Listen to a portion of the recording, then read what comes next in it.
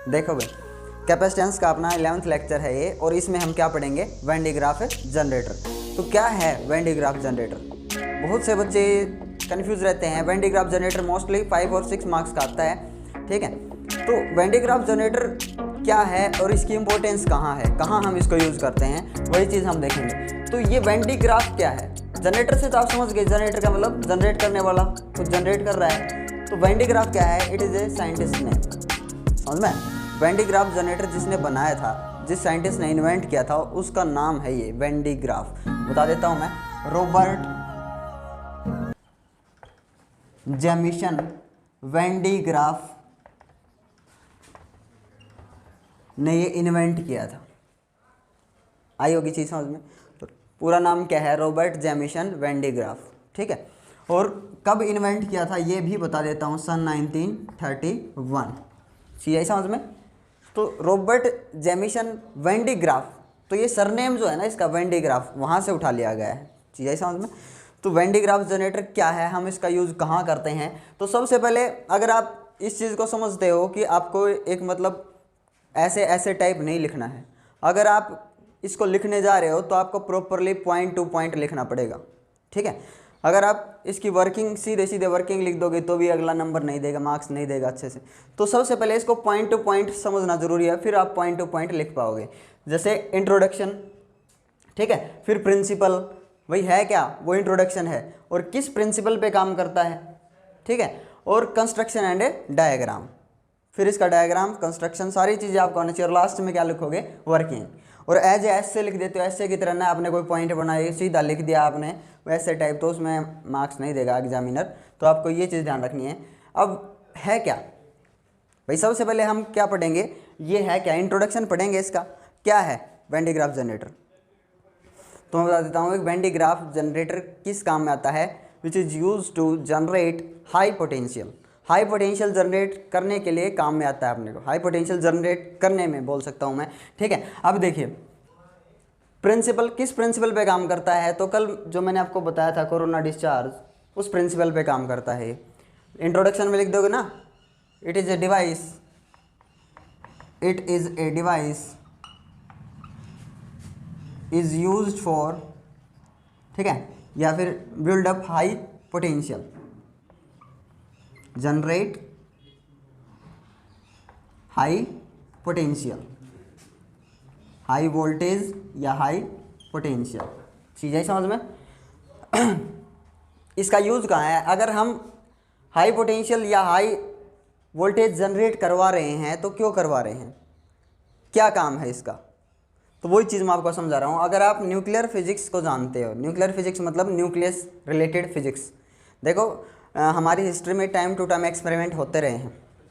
हम सबसे पहले ये देखना चाहते थे कि सराउंडिंग में जो मैटर है, या जो भी सराउंडिंग में जो ऑब्जेक्ट्स हैं, वो किस चीज़ से बने हैं। What is the matter? Made up of, ठीक है। तो मैटर जो है, सबसे पहले ये बताया गया कि मैटर अपने से छोटे छोटे पार्टिकल्स का बना हुआ है। आप चाहिए मार्कर देख रहे हो चाहे, ठीक है, अपने छोटे छोटे प्लास्टिक के पार्टिकल्स से जुड़ के बना हुआ है ये मार्कर। और उन छोटे छोटे पार्टिकल्स को क्या नाम दिया गया था? एटम्स। भाई सीधी बात है, अगर आप किसी चीज़ को देखना चाहते हो कि वो किससे बनी है, तो आप उसको खोल करके देखोगे। अगर मैं देखना चाहता हूँ कि मार्कर के कॉन्स्टिट्यूएंट्स क्या हैं, मार्कर किस किस चीज़ से बनाया था, हो सकता है मैं इसको खोल के देखूँ, अच्छा इसके अंदर इंक भी डलती है। अगर खुलता है तो खोल लेंगे, अगर नट बोल्ट हैं तो भी खोल लेंगे, अगर नहीं खुलेगा तो क्या करेंगे? हैमर लेंगे और मारेंगे, अगर टूट जाएगा। तो यही तरीका अपने पास। तो लोग देखना चाहते थे कि एटम फिर किस चीज़ का बना है। स्मॉलेस्ट पार्टिकल क्या माना था शुरू में? एटम। एटम से मिलकर सारी दुनिया का निर्माण हुआ है। फिर ये देखना चाहते थे कि एटम किस चीज़ से बना है, क्या एटम भी किसी और चीज़ से बना हुआ है। फिर और ज़्यादा फर्दर डिस्कवरीज हुई हिस्ट्री में। आपको पता है रदरफोर्ड का मॉडल भी आया, बोहर का मॉडल भी आया, एटॉमिक मॉडल, और उसमें न्यूक्लियस के बारे में बताया गया। अब न्यूक्लियस में क्या है, न्यूक्लियस किस चीज़ से बना है, हम ये देखना चाहते थे कि न्यूक्लियस किस चीज़ से बना है, न्यूक्लियस में कौन कौन है। तो आज तो पता है आपको प्रोटॉन एंड न्यूट्रॉन्स। तो वहाँ जो न्यूक्लियस को अगर तोड़ना है आपने, न्यूक्लियस को तोड़ा गया है, तो कैसे तोड़ा गया? हैमर लेकर के। और उसका हैमर कौन था? न्यूक्लियस को तोड़ने के लिए हैमर कौन बना? एक चार्ज पार्टिकल, ठीक है, चार्ज पार्टिकल। और कौन सा चार्ज पार्टिकल भाई? आप कौन सा चार्ज पार्टिकल लोगे, इलेक्ट्रॉन या प्रोटॉन? क्योंकि न्यूट्रॉन तो मतलब नो चार्ज। कौन सा लोगे? एक हैवी हैमर लेके तोड़ेंगे। हैवी हैमर क्या है? प्रोटॉन, ठीक है। तो प्रोटॉन के ऊपर आपको पता है प्रोटॉन के ऊपर पॉजिटिव चार्ज होता है और उसका जो मास है वो इलेक्ट्रॉन से काफ़ी ज़्यादा होता है, इसलिए आपको क्या चाहिए, एक हैवी हैमर तोड़ने के लिए। तो सेम ऐसा ही किया गया, अगर आपको पता है कि आप न्यूक्लियस को तोड़ना चाहते हो, न्यूक्लियस को, तो आपको क्या करना पड़ेगा, उस पार्टिकल को जिसके ऊपर पॉजिटिव चार्ज है उसको ऐसे तेज़ स्पीड से हिट करवाना पड़ेगा इससे, ताकि इसके जाके हिट करे और टूटे न्यूक्लियस। तो मैं क्या कह रहा था शुरू में, मैंने बताया न्यूक्लियर फिजिक्स के एक्सपेरिमेंट में when D graph generator use किया जाता है, ठीक है। वही चीज़ मैं आपको समझा रहा हूँ कैसे यूज किया जाता है। अगर आप इस पॉजिटिव न्यूक्लियस को तोड़ना चाहते हो, एक पॉजिटिव चार्ज आपने भेजा ऐसे और उसके पास बहुत ही कम एनर्जी है, इतनी ज़्यादा एनर्जी नहीं है, तो ऐसे जाएगा और फिर वापस आ जाएगा, क्योंकि पॉजिटिव पॉजिटिव को क्या करेगा, रिपेल। अब आपने क्या किया, थोड़ी सी और ज़्यादा एनर्जी दी इसको, थोड़ा सा और पास चला गया, फिर वापस आ गया, क्योंकि इसके रिपल्सन का सामना करना पड़ेगा इसको। चीज़ आ रही समझ में। अब आपने क्या किया, और ज़्यादा स्पीड से इसको ऐसे हिट करवाने के लिए आपने सोचा, तो आपने जैसे ही ऐसे भेजा तेज़ स्पीड से, बहुत फास्ट स्पीड से ऐसे भेजा, तो ऊपर से ऐसे निकल गया रिपल्सन के अगेंस्ट। समझ में आया, कभी नीचे से निकल जाता है, कभी ऊपर से, कभी कम स्पीड से कम एनर्जी वाला पार्टिकल भेजते हो तो वापस आ जाता है सीधा सीधा। तो प्रॉब्लम क्या है, प्रॉब्लम ये है कि बहुत ज़्यादा हाई एनर्जी होनी चाहिए जब तक इस चार्ज को पता चले कि तेरे पास कोई पॉजिटिव चार्ज आ रहा है। क्या समझ में आया? अगर इस चार्ज को पता चल गया तेरे पास कोई दूसरा पॉजिटिव सेम नेचर का चार्ज आ रहा है, तो क्या अप्लाई करता है ये, रिपल्सन का फोर्स। और जब तक इसको पता चले जब तक तो हिट कर देना चाहिए। यही समझ में। तो मतलब बहुत तेज हाई स्पीड, बहुत हाई एनर्जी वाला पार्टिकल ऐसे छोड़ेंगे जिसके पास हाई एनर्जी होगी। High energy means kinetic energy, ठीक है। तो ऐसे एनर्जी का पार्टिकल छोड़ेंगे जाके इसको हिट करे, और रिपल्सन का पता लगे उससे पहले तो न्यूक्लियस को हिट कर जाए। तो आपको क्या चाहिए, बहुत हाई पोटेंशियल, क्योंकि चार्ज चलेगा हाइयर पोटेंशियल से लोअर पोटेंशियल में। और अगर आप इसको हाई एनर्जी दे दोगे, आपको कौन सी एनर्जी देनी है, पोटेंशियल एनर्जी। कितनी होती है, हाफ क्यूवी। जितना ज़्यादा आप पोटेंशियल जनरेट करोगे, चार्ज है आपके पास, उतनी ज़्यादा आपके पास क्या स्टोर हो जाएगी वहाँ पे उस चार्ज के लिए, पोटेंशियल एनर्जी। जितना ज़्यादा वोल्टेज आप दोगे उसको, जितना ज़्यादा हाई पोटेंशियल में रखोगे, चीज़ आ रही समझ में।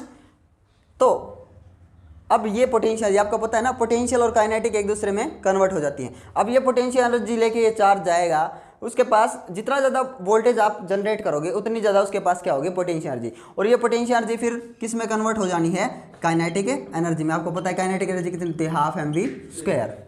चीज़ें समझ में। तो ऐसा होगा।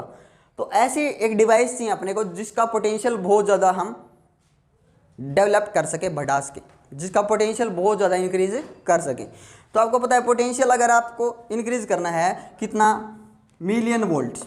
मिलियन वोल्ट्स में अगर पोटेंशियल इंक्रीज करना है आपने किसी का, तो इससे बड़ा सोर्स होना चाहिए, तभी तो आप इतना पोटेंशियल दे पाओगे उसको। क्या चीज़ है समझ में। अगर ये कंडक्टर है, ध्यान से देखो, इसका पोटेंशियल कितना है, मान लो 0 वोल्ट, और ये दूसरा कंडक्टर है, इसका पोटेंशियल कितना है, 5 वोल्ट।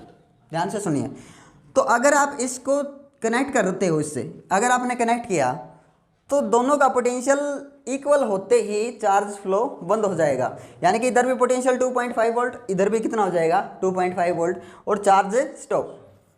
तो भाई अगर आप यहाँ मान लीजिए 5 वोल्ट है पोटेंशियल, तो इसका जो पोटेंशियल है वो 5 वोल्ट से ज़्यादा होना चाहिए कि नहीं। अगर आप इसका पोटेंशियल 5 वोल्ट से ज़्यादा इंक्रीज़ करना चाहते हैं तो इसका पोटेंशियल 5 से ज़्यादा होना चाहिए, कितना भी हो, 8 वोल्ट, 9 वोल्ट, 12 वोल्ट, कितना भी हो, लेकिन 5 से ज़्यादा होना चाहिए। अगर आप इसका पोटेंशियल 5 से ज़्यादा चाहते हो तो दूसरे कंडक्टर का क्या होना चाहिए, ज़्यादा। यानी कि आपके पास जो सोर्स आप लोगे, अगर आप इसका पोटेंशियल मिलियन वोल्ट में इंक्रीज़ करना चाहते हो तो आपके पास जो सोर्स होना चाहिए उसका पोटेंशियल तो इससे ज़्यादा होना चाहिए। अगर अपने पास ऐसा कोई इंस्ट्रूमेंट है, ऐसी कोई डिवाइस है अपने पास, अगर अपने पास कोई ऐसी बैटरी है, ऐसा कोई सोर्स है, तो फिर जनरेट करवाने की ज़रूरत ही नहीं है। फिर उसी का यूज़ कर लेंगे हम, उसी बैटरी का यूज़ कर लेंगे। कोई ऐसी चीज़ जिसके पास मिलियन वोल्ट्स में पोटेंशियल है तो प्रॉब्लम ही नहीं है। कुछ आई चीज़ समझ में। तो हम क्या करते हैं, हम एक ट्रिक का यूज़ करते हैं, ठीक है। एक ट्रिक है अपनी, हमें पता है कि एक स्फीयर को अगर चार्ज देंगे तो स्फीयर के सरफेस पे जितना पोटेंशियल होगा अंदर में हर जगह कांस्टेंट रहता है। पूरे स्फीयर के अंदर, पूरे वॉल्यूम में, उसमें को हर जगह सेंटर पे, इधर उधर कहीं पर भी आप देखोगे, स्फीयर के अंदर अंदर जितना सरफेस पे उतना ही अंदर। इस चीज़ का फ़ायदा उठाते हैं। और जब मैं इसका कंस्ट्रक्शन और डायग्राम में समझाऊंगा तो आपको क्लियर हो जाएगा कैसे काम करता है, कैसा क्या सिस्टम है इसका। अब हम वेन डी ग्राफ जनरेटर बनाते हैं, उसका डायग्राम।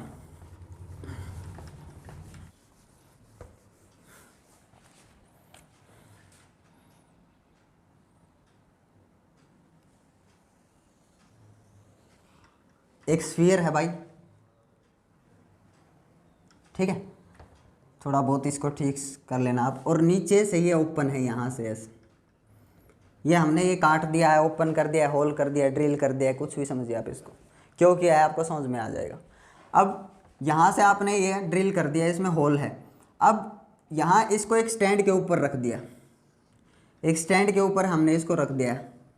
डोम बोल सकते हैं, मेटलिक डोम, डोम भी बोला जा सकता है इसको, मेटलिक डोम है ये, मेटलिक स्फीयर। आई ना चीज़ समझ में, क्या है ये, मेटालिक स्फीयर। अब यहाँ नीचे इसका स्टैंड बना दिया, ये इंसुलेटर के ऊपर रख दिया हमने। चाहे आप कंक्रीट की कोई दीवार बना लो या प्लास्टिक का कोई ऐसा स्टैंड बना लो, उसके ऊपर हमने फिट कर दिया है। ये ग्राउंड से टच नहीं है, ये समझिए, इंसुलेटर से अटैच है, ये इंसुलेटर से जुड़ा हुआ है, ठीक है। ये है स्टैंड इसका, चीज़ आई समझ में। अब नीचे इसकी कुछ सेटिंग की गई है,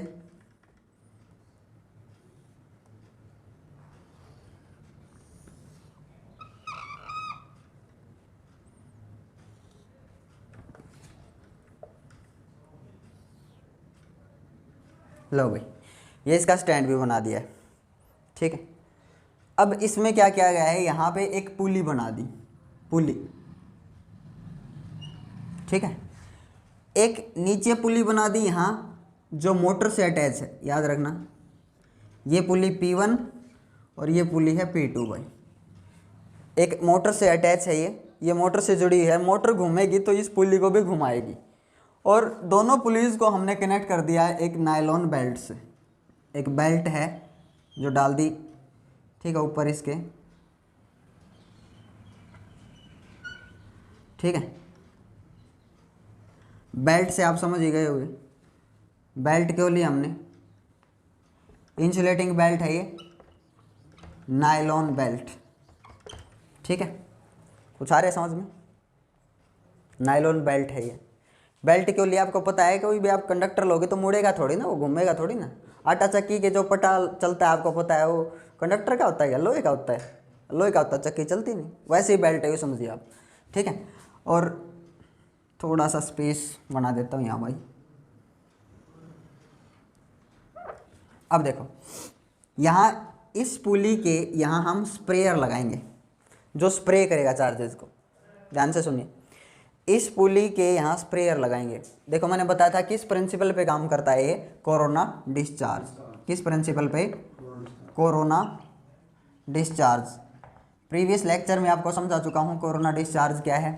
चार्ज का स्प्रे करना, चार्ज का पानी की तरह, शोवर की तरह ऐसे चलना, ठीक है, शोवर, फवारा देखा आपने, तो वो स्प्रेइंग क्या बोला जाता है, वैसा स्प्रेइंग क्या बोला जाता है, कोरोना डिस्चार्ज, ठीक है। तो अभी हमने यहाँ पे एक कोम लगा दिया, कंघी टाइप ऐसे, जिसके शार्प एंड्स हैं ऐसे, और इसको एक हाई टेंशन बैटरी से जोड़ दिया है, ठीक है, और इसको कर दिया है अर्थ, अर्थिंग है यहाँ, ये नेगेटिव चार्ज यहाँ, और ये कैसी बैटरी है भाई, high tension source. High tension मतलब हाई वोल्टेज वाली, और इसका वोल्टेज अप्रोक्सीमेट कितना है, 10⁴ वोल्ट, अप्रोक्सीमेट 10,000 वोल्ट के करीब है, ठीक है। हाँ, अभी देखो पॉजिटिव चार्ज ऐसे स्प्रे करेंगे हम, मैंने बोला था कल आपको समझाया था ना, अगर आपको चार्ज ट्रांसफ़र करना है तो आप कैसा कंडक्टर, मैंने इस पे चार्ज ट्रांसफ़र करना है तो यहाँ आप कैसा कंडक्टर चूज़ करोगे, शार्प एंड्स वाला। तो कंडक्टर की कोई टेंशन नहीं है, ये कंडक्टर है या इंसुलेटर, लेकिन हमने ऐसा ले लिया है शार्प एज वाला, ठीक है। तो अभी ये स्प्रे करेगा इसके ऊपर पॉजिटिव चार्ज को with the help of this high tension source, ठीक है। अभी पॉजिटिव चार्ज इससे ऐसे स्प्रे किया जाएगा, और इस नायलॉन बेल्ट का क्या कमाल है, नायलॉन बेल्ट के ऊपर जहाँ चार्ज आ गया वो चार्ज वहीं टिका रहेगा, वो चार्ज चलता नहीं, क्योंकि क्या है ये इंसुलेटर, अगर चार्ज चलेगा तो क्या बन जाती है, कंडक्टर। लेकिन आपको पता है नायलॉन बैड कंडक्टर, इंसुलेटर है, इसलिए चार्ज जहाँ पे टिक गया है इसके वहीं पे टिका रहेगा। तो फिर इस चार्ज को ऊपर ले जाएंगे, इस चार्ज को किसके हेल्प से, पुली की और नायलॉन बेल्ट की हेल्प से ऊपर ले जाएंगे।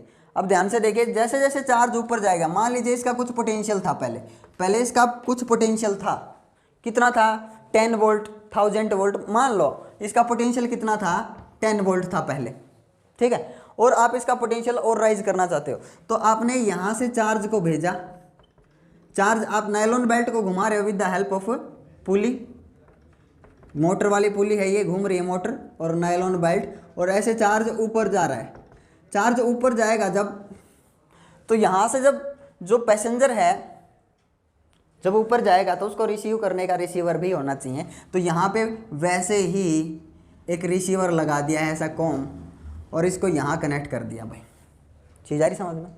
अब जैसे ही चार्ज ऊपर जाएगा इस कॉम के ऊपर ऐसे ऐसे यहाँ पे ये अटैच होगा, इस एंड से जुड़ जाएगा, ये समझिए, यहाँ पे जंप कर जाएगा, ऐसा बोल सकता हूँ, इधर जंप करेगा और with the help of this conductor चला जाएगा। जितना आप चार्ज दोगे कहाँ लाई करेगा, कहाँ ठहरेगा, वो आउटर सरफेस पे। क्या क्यों हुआ ऐसा, 10 वोल्ट इसका पोटेंशियल था, ये चार्ज इधर क्यों गया, कुछ समझ में आया।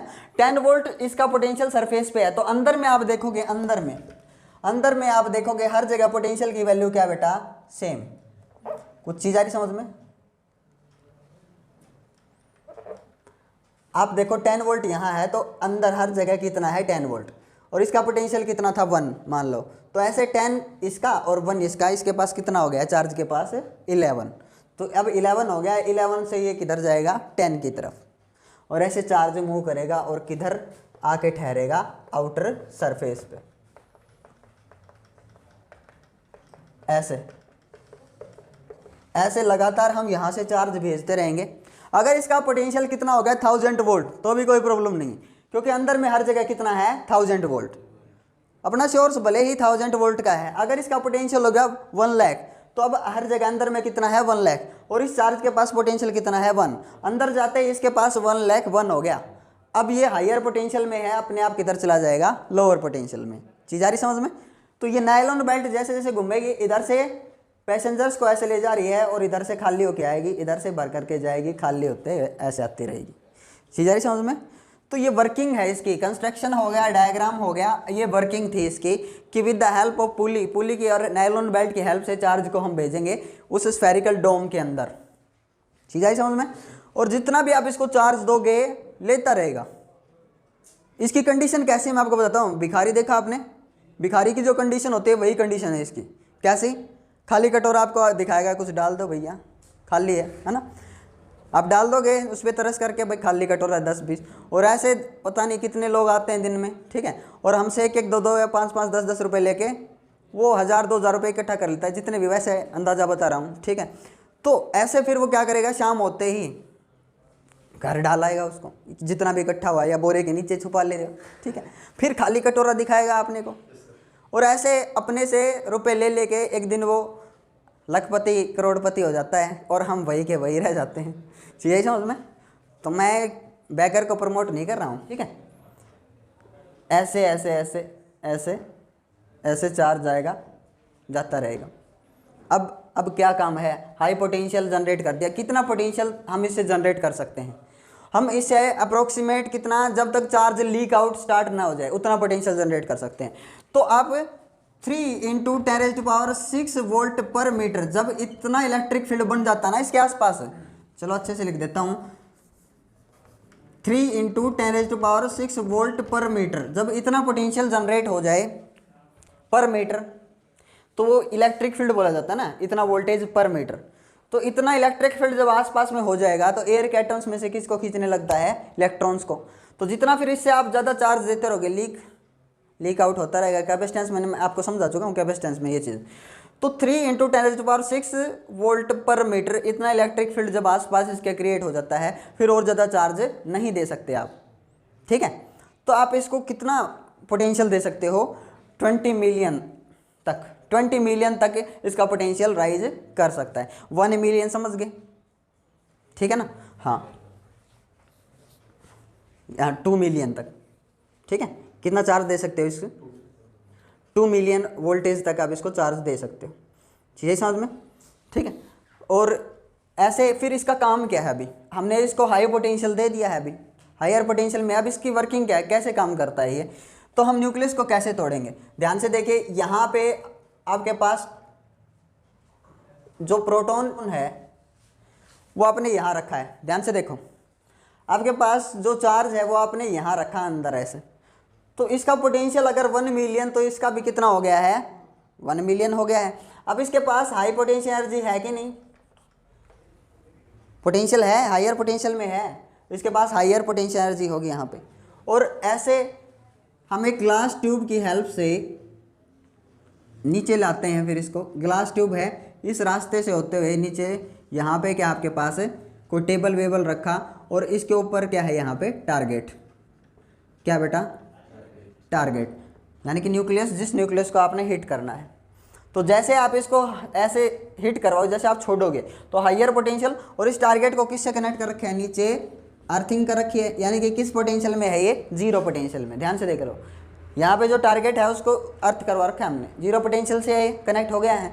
तो यहाँ हायर पोटेंशियल, और हायर पोटेंशियल से किधर आएगा, लोअर पोटेंशियल में विद हाई काइनेटिक एनर्जी। और ऐसे जब तक न्यूक्लियस को पता चलेगा कि तेरे पास कोई चार्ज आया है, रिपल्सन से पहले ही उसको क्या करेगा, हिट करेगा और तोड़ देगा न्यूक्लियस को। और फिर उससे न्यूक्लियस के एक्सपेरिमेंट करते हैं। न्यूक्लियर फिजिक्स इसी से डेवलप हुई है, चीज़ें समझ में।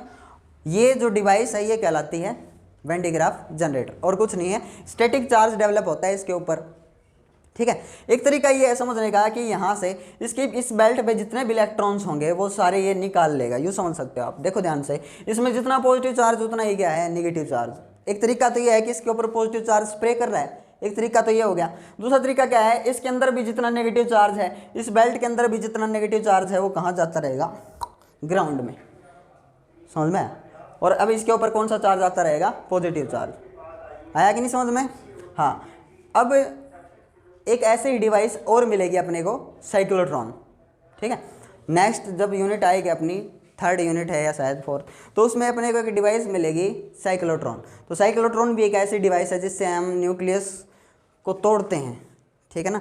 ये समझिए न्यूक्लियर एक्सपेरिमेंट्स में काम में आती है, न्यूक्लियर फिजिक्स में, ठीक है। हाँ, अब अगर आप इसको टच करोगे, ध्यान से देखो, अगर आप किसी स्टैंड के ऊपर खड़े होगे मान लीजिए, और ये स्टैंड इंसुलेटिंग स्टैंड है भाई, आप इस स्टैंड के ऊपर खड़े होगे, इस स्टैंड के ऊपर खड़े होकर के आप इसको टच करोगे ऐसे, ग्राउंड पे टच नहीं करना, आप ग्राउंड से कनेक्ट नहीं है आप, ठीक है। आप किसी मेज पर, सोफे पर खड़े होकर के इसको ऐसे आप टच करोगे तो उस टाइम पे होगा क्या, तो आप यूँ समझिए आपकी बॉडी के अंदर जितना पॉजिटिव उतना ही क्या है, नेगेटिव। तो आपकी बॉडी का सारा चार्ज, नेगेटिव चार्ज कहाँ आ जाएगा, ऐसे टच करो ना करो कोई दिक्कत नहीं है, टच करते हो तो भी ठीक है, नहीं टच करोगे तो जैसे आप इस बॉब के पास लेके जाओगे ऐसा, डोम के पास, तो आपका सारा का सारा नेगेटिव चार्ज कहाँ आ जाएगा, यहाँ। यानी कि आपके बॉडी के अंदर कौन सा चार्ज आ गया, सिर्फ हाथों को छोड़ के हर जगह कौन सा चार्ज है, पॉजिटिव चार्ज, ठीक है।